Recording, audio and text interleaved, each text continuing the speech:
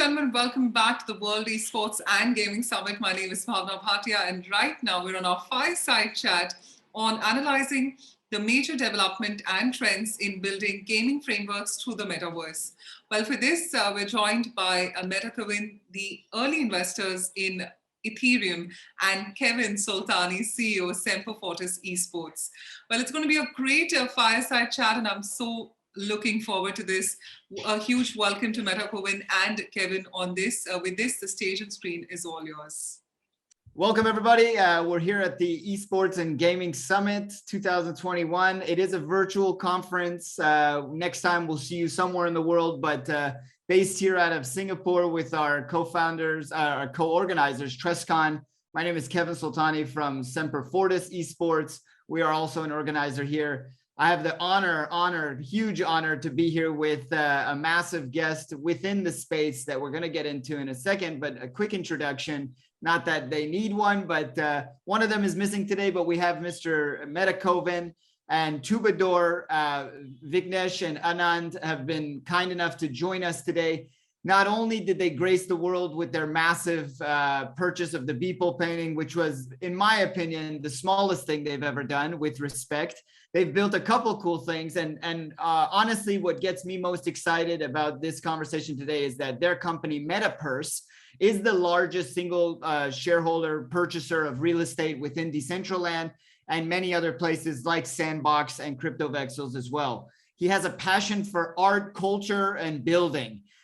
Building as in progressing, as in creating. And again, what gets me most excited is that he is purchasing. He's putting his money where his mouth is. They're doing it with their fund, as in Metaverse Fund, which is just a few of their closest artists, friends, and close associates. If I've said anything mistakenly, I apologize, Metakoven, but a pleasure to be here with you today. Pleasure is mine. Thank you for having me. I'm just going to jump right into it. This is a gaming summit, right? So we're going to focus mainly on gaming. And I think, again, what excites me most is the digital land, the development and purchasing of. You guys have gone out there, you've spoken with your wallet, you've purchased large quantities of land, and some of it's going to be sitting for other purposes you're going to develop in the future. But what are you building right now? And if you're not building anything currently, what would you like to see being built in the metaverse that currently maybe is lacking? Right now, we are building. We are working with architects, like real world architects, who have made some marvelous buildings in the world. You know, they're coming into the metaverse and be like can we build something here? And initially I was like, man, like, why will you want to build it in metaverse? Because you can already build something in the real world. And what the interesting answer they gave me was, like usually for a proposal, they would always do a 3D model, right? And why should that 3D model that sit in a computer? Why not that become a place to visit? And that's what has been happening. So right now there are great architects who are moving into the space and who are working on, like digital experiences. And that's what is so exciting. And we are building something called the crypto souk, which is going to be on more than just Decentraland. I believe it's at some point there's this world called Wilder World, which is also coming up. Unreal Engine, I think it's great. Like technology is progressing quickly, and that experience is going to be very interesting. So I'm looking forward to those buildings. But I have so many things I want to see built in the metaverse. Right, I can imagine. I mean, you guys, this is a guy that not only is like I said, purchasing, but developing and thinking and building the future. So what is the industry that you see most succeeding in the short term? Long term will leave because there are more projections, but in the short term, do you have an industry that you feel will succeed more in the metaverse short term? So I'll throw out some name out to help you: gambling, gaming and esports for this conference, retail, traditional, and or events organization. Anything that excites you or you see succeeding? I think it's quite an easy answer. I think it's gaming. That's definitely going to succeed. I think competitive gaming. We did it, guys. We did it. Competitive gaming is something which still needs to be worked out, right? Like say FIFA and all these tournaments. I think all these tournaments are already digital, anyways, right? So there is this synergy. But what excites me is all these strategic and RPG games that are, like Axie Infinity. It's all looks like a niche, but what's great about Axie Infinity is that it's able to bring in a user who has never used crypto before, right? And Right. so that's important to the industry, but it's also, we cannot expect people to. I don't expect people to buy crypto. When people ask me what crypto I should invest in, I usually tell them, like there are 100 ways to earn it. So just spend your time, right? And the best way to do that is by playing a game, because you're enjoying yourself at the same time making some like earning some crypto. And because crypto is freely tradable into other currencies, you can play a game, earn your first dollar in like crypto, and you convert that into investment, right? And I think that minimum requirement is so amazing, because I can go to a 13-year-old and tell this, right? I think gaming, more than gaming succeeding in crypto, I think crypto is going to succeed because of gaming. Yeah, it's funny. I segued right into my next question, which is literally, because this is a gaming conference, I wanted to ask, many people do believe that the driver of growth for the next adoption boom in crypto. So we had one in arguably 13 through 17, 17 through 21. I'm just giving the years out very roughly. And from 21 till the next halving in 24, 25. A lot of us believe that gaming is going to give the next billion users to come on to crypto. Yeah. You alluded to that. Do you agree that these play to earn games are going to be the driver within gaming? Definitely. It's just great to see something like Axie Infinity, succeeding. But I think it's just one style of a game, right? So there is Miranda's, which is being made by Gala Games, which is from the Zynga founders, right? Who's a sponsor of this event, actually, Gala Games. Yeah, so that's really great. And so these kind of things, right? Like where you have massive multiplayer RPG games, which are going to be very, very important. And as you said, play to earn is a great way for people to earn their first crypto. So something very interesting that we've done as a company, we are an esports and gaming company. We're about a 60-40 split, where 40% of our work is built to build infrastructures within gaming and blockchain, Lightning Network, rewards, Bitcoin payments. And there's some amazing companies doing amazing things, but I wanted to bring gaming to the metaverse. I wanted to bring esports to the metaverse, competitive gaming arenas. For League of Legends, they get 70,000 people, and another 700 million after a couple weeks of rewatching around the world. Is bigger than the Super Bowl now.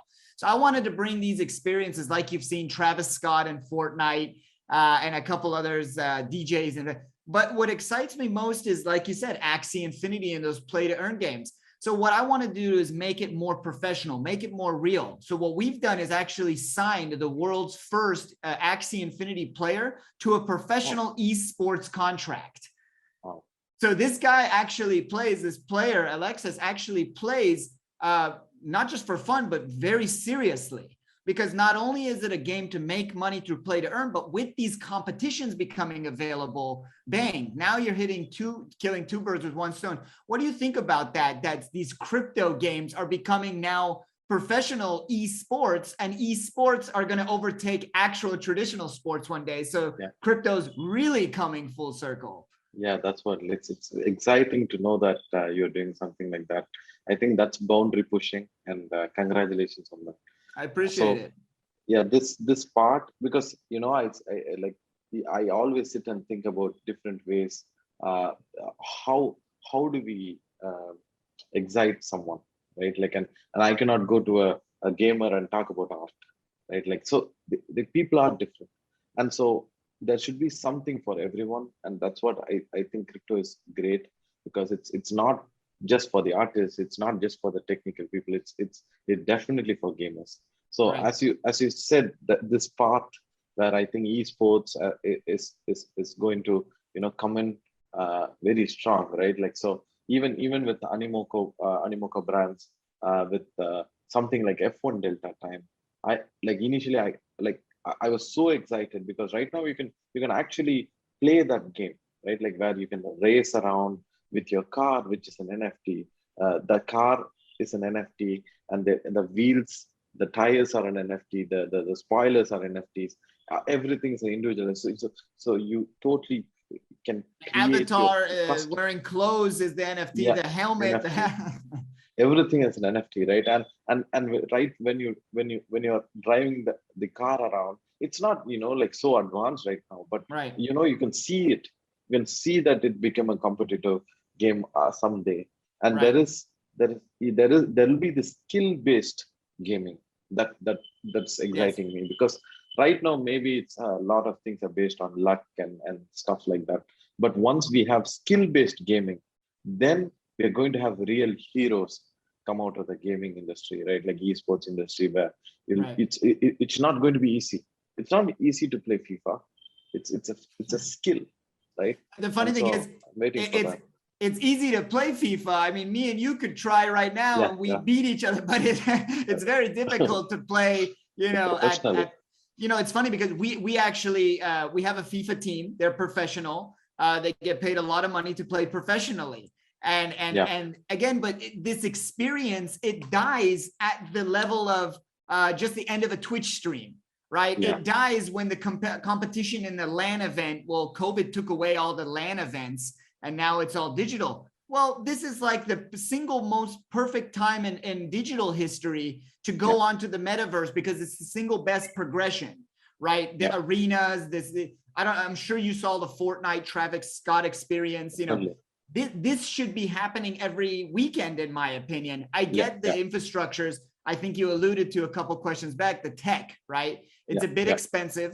It's a bit out of the way, and it's not so friendly just yet. And it takes a massive system, but you do feel that gaming virtual experiences are going to push the boundaries for the metaverse then?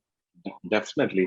I think these experiences, right? Like it's like a chicken and egg problem where you don't know, you cannot just build the tech, because it requires a lot of investment before knowing that you're going to have a lot of people. So, but you're not going to have a lot of people before you have great tech. So I feel like crypto is actually right at that point where there is so much investment going into all these companies, the base level companies, gaming companies, where I think the game that's going to come out in the next year, next couple of years, are definitely going to have a component of crypto at least, right? And as years pass, I think in terms of tech, but in terms of the complexity of how crypto is used, is also going to slowly increase and just become second nature. We're not going to talk about crypto like we do today. It'll be just second nature, like it'll be obvious, right? And that day is going to be interesting. Well, go talk to any young person under 15 right now that plays Fortnite.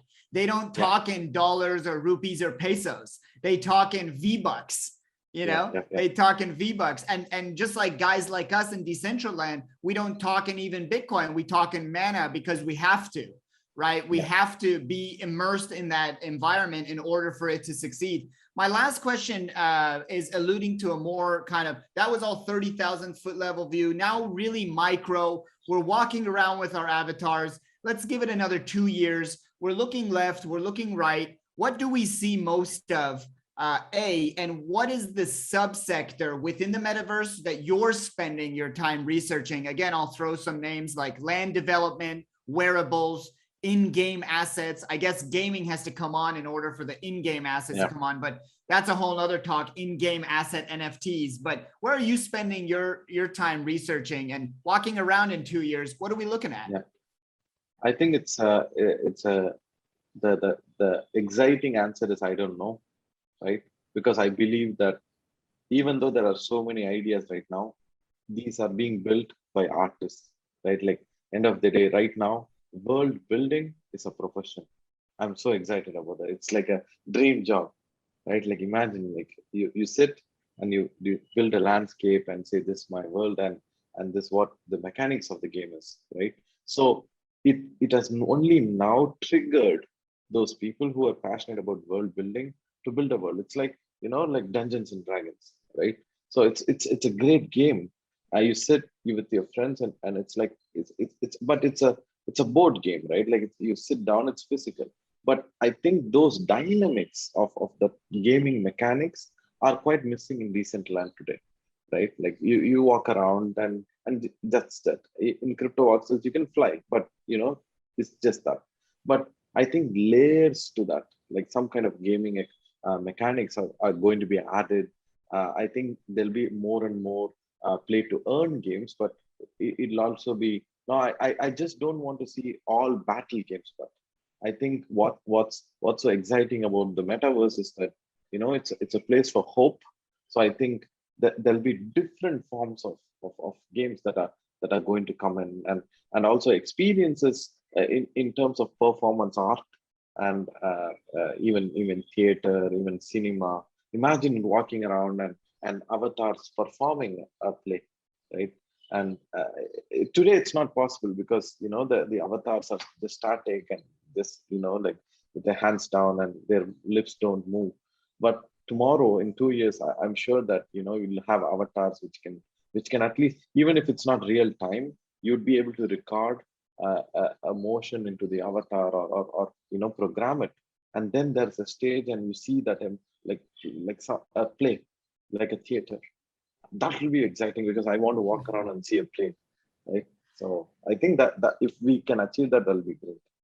I think that's a great place to end it, because again, this is a gaming conference, and what better way to end in the metaverse by saying that we need to gamify the avatars, the experience, the looking right and left. I might walk across a square just like I would in any town, or London, Barcelona. I look left and there's a performance happening, except for this is, like you said, a group of avatars getting together.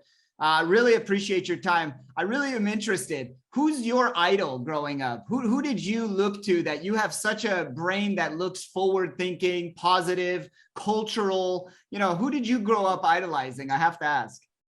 Oh, okay. Like I have a few, right? Like, yeah. Like when you read the book like Rich Dad Poor Dad, right? Like it's the idea is that we all have a lot, many dads, right? Like we learn from a lot of people, and my inspiration was Abdul Kalam, was a fisherman, and he ended up becoming born in a fisherman family, but ended up becoming the president of the country, and he was also responsible for. He's called the Rocket Man of India because he was the guy who launched satellites from India into the space. So if he can do it, and he had the sickest hairstyle. So I was so inspired by him growing up, and he lived till 85. So it was great to look at him while growing up. So I think in a lot of ways, I think he inspires me even today. And that's just a testament to literally anything is possible. Literally anything is possible with the right manifestation and hard work and given some time. And people out there, if you haven't read Metakoven's story, read his story on how he got into crypto, what his friends were doing when he was purchasing his first crypto, what he was not doing, and focusing on the future, right? So your mind has always been there. I really appreciate your insight in the gaming side.